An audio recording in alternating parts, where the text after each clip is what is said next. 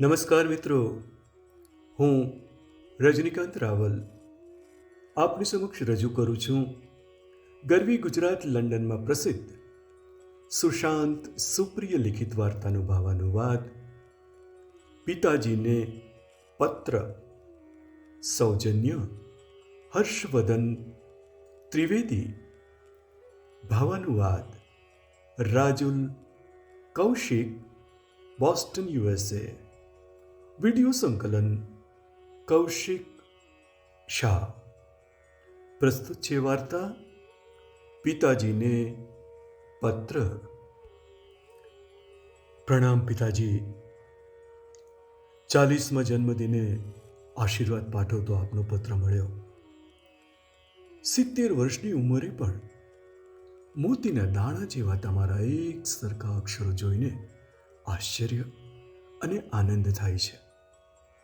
આ પત્રો મેં તમારી આપેલી અનામતની જેમ મારા ખજાનામાં સાચવી રાખ્યા છે. તમારા પત્રો મારા માટે અમૂલ્ય વારસા સમાન છે. જીવનમાં ક્યારેક એકલતા અનુભવું છું ત્યારે, કે ક્યારેક જાત માટે ઓછપનો અનુભવ થાય છે ત્યારે આ પત્રો વાંચું છું, જેનાથી ફરી મને અડીખમ ઊભા રહેવાનું બળ મળે છે. પપ્પા, આજે 40 વર્ષની ઉંમરે પહોંચીને મારે તમને કંઈક કહેવું છે. આજ સુધી જે લાગણી મારા મનમાં જ રહી ગઈ છે, એ લાગણીઓ તમારા સુધી પહોંચાડવી છે.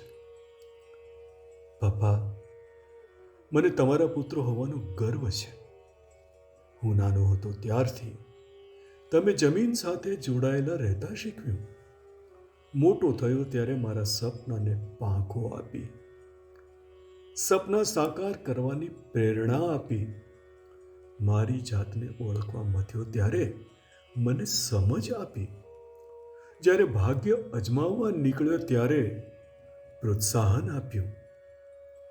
આત્માનો અવાજ ઓળખતા શીખવ્યું. પ્રતિ એક દિન સવારે ઉઠીને પ્રસન્ન થવાનું અને સાંજ પડે આનંદિત રહેવાનું કારણ આપ્યું. તમે એ શીખવ્યું કે ગમે તે મુશ્કેલીઓ આવે છતાં આ દુનિયામાં રહી શકાય એટલી સુંદર છે.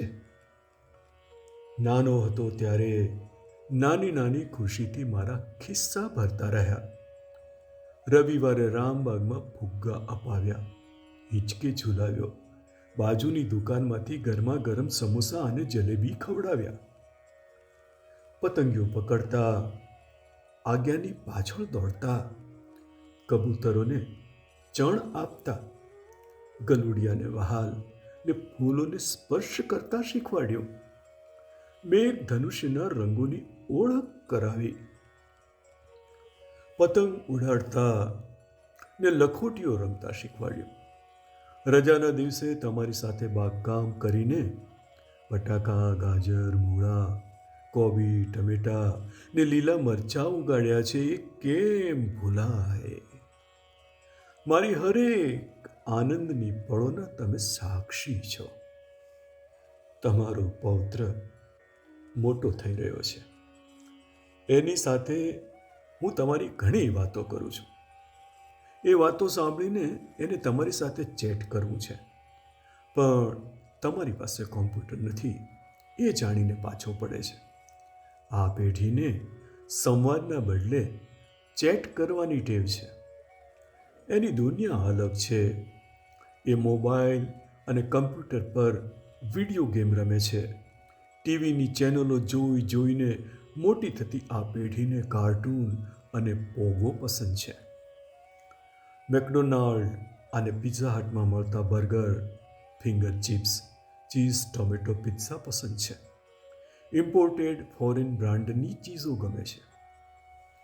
પપ્પા, યાદ છે એકવાર તમે રજાઓમાં મને દાદાજી પાસે ગામમાં રહેવા મોકલ્યો હતો.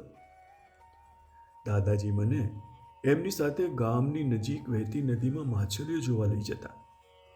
દાદાજી જલ તરંગ વગાડતા એ હજુ મને યાદ છે. જલ તરંગ વગાડે ત્યારે એમના ચહેરા પર જે આનંદ છલકાતો એ જોઈને હું બહુ ખુશ થતો. જલ તરંગને અંગ્રેજીમાં શું કહેવાય એવું મારો દીકરો મને પૂછે છે. કેવી રીતે એને સમજાવું? અત્યારે ટીવી પર ભારત પાકિસ્તાનની મેચ ચાલે છે. સચિન તેંડુલકરે શોએબ અખ્તરના બાઉન્સર પર સિક્સર મારી એ જોઈને આનંદથી ઉછળ્યો ને મને પૂછ્યું, પાપા, તમે નાના હતા ત્યારે ક્રિકેટ રમતા હતા? હું શું રમ્યો હતો એ કહ્યું, પણ લખોટી, ગિલ્લી દંડા શબ્દો એના માટે અજાણ્યા છે. એની સાથે વાત કરતાં કરતાં હું મારી જાતને ઝાડની લાંબી ડાળી લઈને કપાયેલા પતંગ પકડવા દોડતો જોઈ શકું છું. મારા ધૂળિયા હાથ પગ પણ ચહેરા પર દેખાતું વિજયી સ્મિત જોઈ શકું છું. એકવાર મેં દાદાજીને પૂછ્યું હતું કે એમણે ભૂત જોયું છે કે ભૂતથી એમને ડર લાગે છે? દાદાજી હસી પડ્યા હતા. કહેતા હતા કે ભૂતથી નહીં, ખોટા લોકોથી ડરવું જોઈએ. આ ખોટા લોકો એટલે કોણ? મારો સવાલ સાંભળીને દાદાજી ગંભીર થઈ ગયા. થોડો સમય ચૂપ રહ્યા પછી સમજાવ્યું કે ખોટા લોકો એટલે જે વૃક્ષો કાપીને જંગલનું, પર્યાવરણનું નિકંદન કાઢે, નદીઓ અને ઝરણા પ્રદૂષિત કરે, પ્રાણીઓની હત્યા કરે એ. હું દાદાજીનો ગંભીર ઉદાસ ચહેરો જોઈ નથી શકતો એટલે ફટ દઈને કહ્યું, જોજો ને દાદાજી, હું બધા ખોટા લોકોને મારી નાખીશ. બેટા, ખોટા લોકોને નહીં, એમના મનની ખોટ, એમના મનની દુષ્ટતા દૂર કરજે.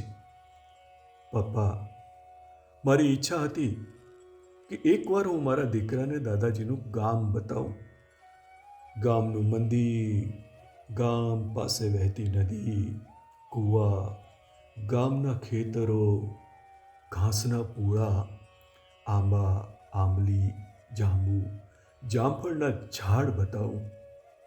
પણ હવે નથી ગામ કે દાદાજી નથી. જો કે એક રીતે સારું જ થયું, કારણ કે ગામ પર બાંધેલા બંધને લીધે ગામને ડૂબતું, જંગલોનું નિકંદન થતું દાદાજીથી જોવાયું ન હોત. ઉજળા કપડામાં કાળા કામ કરતા લોકોને જોવાનું એમના માટે દુષ્કર થાત. આ વખતે રજાઓમાં તમને મળવા હું મારા દીકરાને લઈને આવીશ. તમે એને બોધકથાઓ કહેજો, જેમાંથી એને જીવનોપયોગી શીખ મળે.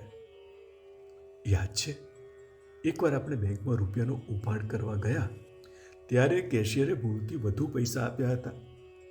તમે તરત વધારાના રૂપિયા પરત કર્યા હતા. ત્યારે પ્રામાણિકતા શું એ મને સમજાયું હતું. સાચું ને સારું શું એ હંમેશા તમે મને સમજાવ્યું છે. તમે મારા દીકરાને પણ સાચું ને સારું શું એ સમજાવશો ને? બહારથી ચમકતી ઇમ્પોર્ટેડ ચીજો જ સારી હોય એવી એની માનસિકતામાં બદલાવ આવે એવી સમજ આપશો ને? ઘણું લખવા કહેવાનું બાકી છે, પણ અલકા જમવા બોલાવે છે. સૂર્યાસ્ત થાય તે પહેલાં જમી લેવું જોઈએ એવું તમે શીખવાડ્યું છે ને? હજુ એ શિરસ્તો અમે જાળવી રાખ્યો છે. પ્રશાંત. અસ્તુ. ભાવાનુવાદ રાજુલ કૌશિક.